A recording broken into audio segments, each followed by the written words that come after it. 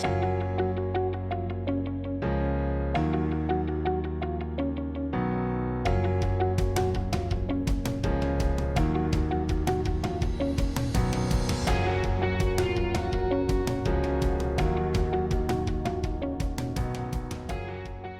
title of this painting in the Silvermine Summer Salon is We Jit, Crisis COVID-19, a 20 by 16 mixed media painting. The cut metal Chinese word "we" means danger and "jit" means opportunity. This work was an emotional reaction to the national pandemic shutdown. The following presentation will be a compilation of my artistic work from the past 50 years. My father and mother's interest in music, photography, astronomy, and art would impact my career. This in addition to my travels and exposure to the early Soho art scene. In the 6th grade, my brother and I formed a band that lasted through our college years. We played with local greats like Jerry Aiello, Gary DiCarlo, and Mike Daniels of the band Steam.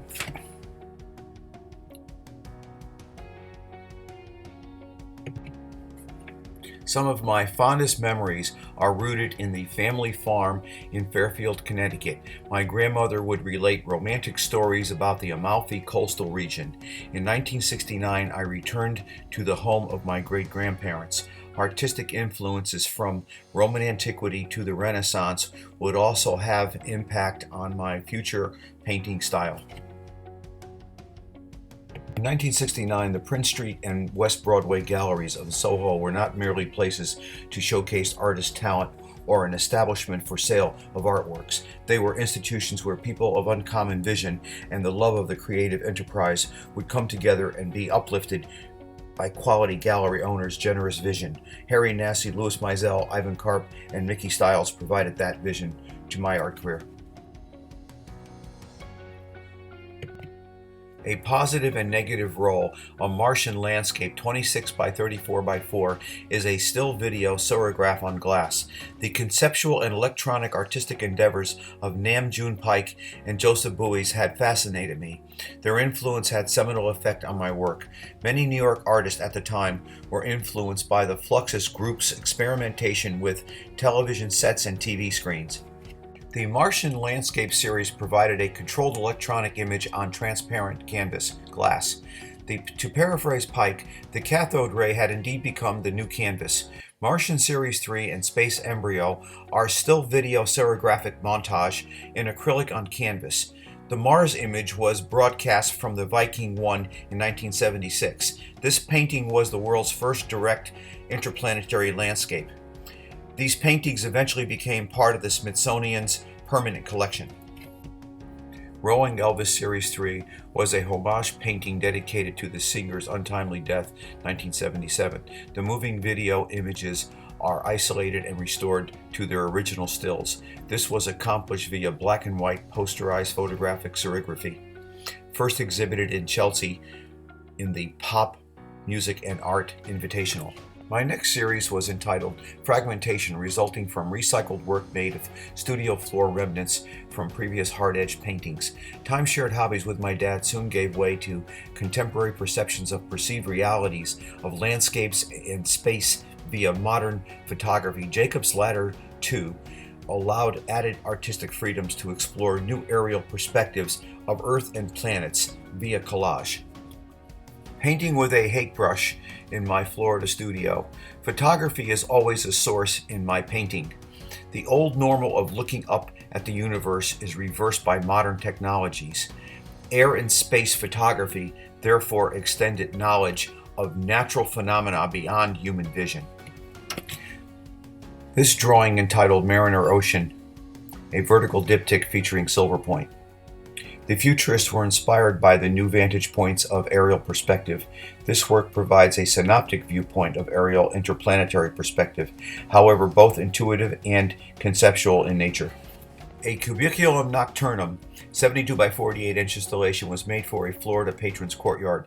This work was influenced and takes its title from a bedroom in an ancient Roman villa. I was fascinated not by the figures of gods and goddesses, but rather the faux painted marble walls.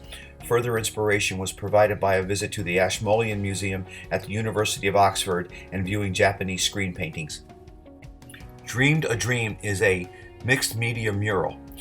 This 3-year project was a 50th wedding anniversary gift to my wife. For me, the panels and images replicate time passages and wakeful dreams we have experienced together. Poetry of Gibran appears and reappears in the sky and resulting in the source for the title. 911 The Rising is a 20 by 8 foot mural of acrylic, enamel, and serigraphy on gessoed wooden panels. This hangs in the permanent collection of the Housatonic Museum. The 3 twin vertical panels replicate the 3 sectionals of the original towers. The 911 mural, for me, the bottom panels represent hell, a sort of black hole after the building's collapse. The middle panels pay homage to police, firemen, and friends lost in this tragedy. The top panels depict a perverse heaven as the plane harpoons one of the towers. The top left panel is depicted here, first exhibited at the Ground Zero Memorial Exhibit. Windows into Time Series 2 is a 50 by 75 by 4 inch wall relief painting. This commissioned work represents my continued interest in the synoptic viewpoint. However, my colors are not consistent with that viewpoint. Remembered colors are from an earthbound perspective. This advances the imagined landscape closer to the viewer. In addition, I have continued the use of poetry, pictographs, and musical notes in this mural. Riflessione presently showing at the International Watercolor Exhibition San Diego. In the late 1980s, I felt that the anger of the expressionist as well as the humor and shock values of the neo-Dadaist had given way to a more pan-ecumenical and intuitive art style. A new West-East synthesized style was emerging. I called my transitional work mystical fusion. This emerging style was evoking both emotion and mystery. In this city, American, Asian, Middle Eastern, and Russian artists were providing their viewers with a myriad of new materials in their work. Stain techniques were used, however, gold leaf was common to all. Mystical fusion conjoins mysticism and psyche in a lyrical synoptic imagery. String theory 2, a photographic technique. The origin of Babel 1, 20 by 16 mixed media on Amate papers. Lately, I have tried to free myself from the constraints of the West-East influences, where space is not limited from any perspective. My concern at placing a gestural metal brush stroke lies with the aspects of language and not that of conceptual aspects in this work.